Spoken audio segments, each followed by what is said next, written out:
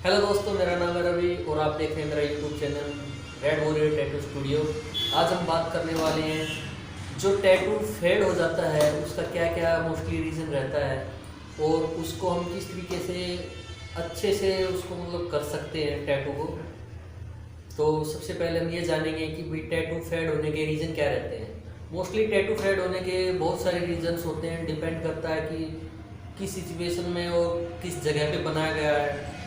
तो पहले हम ये डिसाइड करते हैं कि भाई टैटू फेड होने के मोस्टली रीज़न क्या क्या है।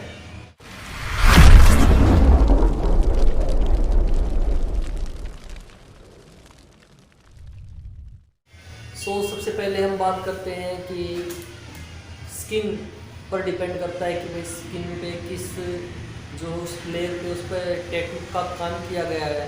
ये 3 लेयर में उसको डिवाइड करते हैं। तो फर्स्ट लेयर जो होती है वो है एपोडर्मिस। एपोडर्मिस जो कि 0.5 mm टू 1.5 mm तक रहता है। और इस लेयर पर अगर हम काम करते हैं मोस्टली तो ये फेड होने का 100% चांस रहता है, क्योंकि ये फर्स्ट लेयर होती है स्किन की और ये मोस्टली चेंज होती रहती है टाइम के हिसाब से।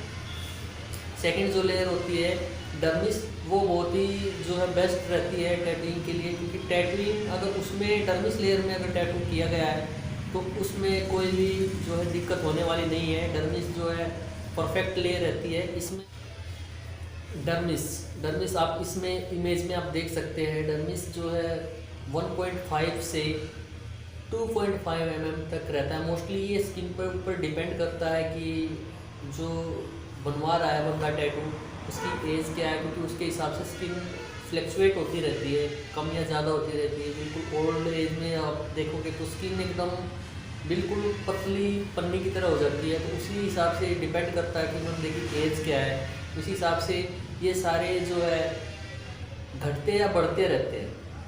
तो आपको ये देखना होता है कि स्किन किस तरह की है।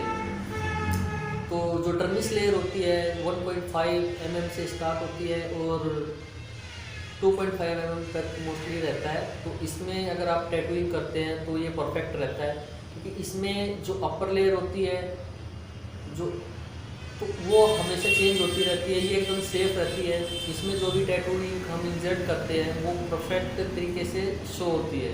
इसमें ब्लर होने का या जो है आपका फेड होने का चांस बिल्कुल ही नहीं रहता है। सेकंड जो लेयर लेते हैं हम वो होती है हाइपोडर्मिस।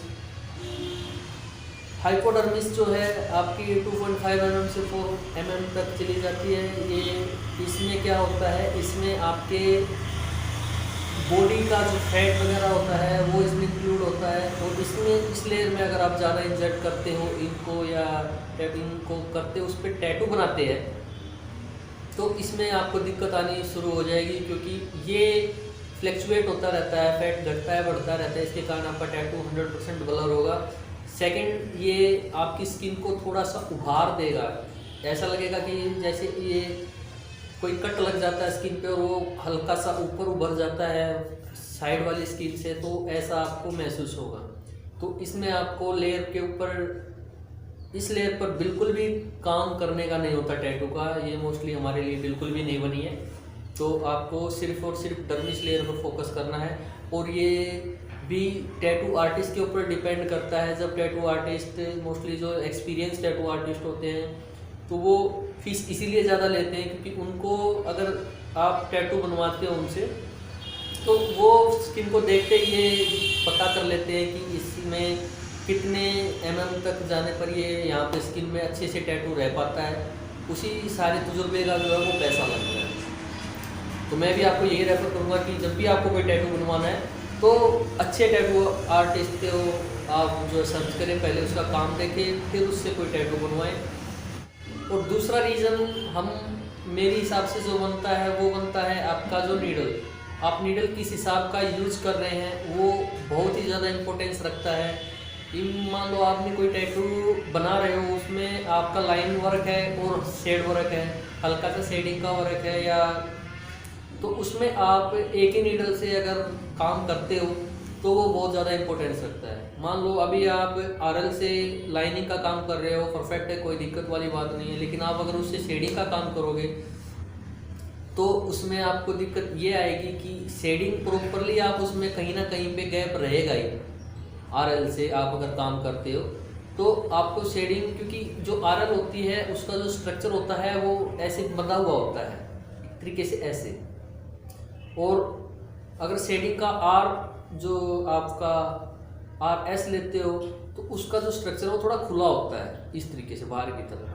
तो जब भी आप कोई टैटू करते हो तो उसमें अगर शेडिंग का कोई भी काम है तो आप लाइनिंग के साथ अगर शेडिंग कर रहे हो तो आरएस का ज़रूर यूज करें, या जो भी आपको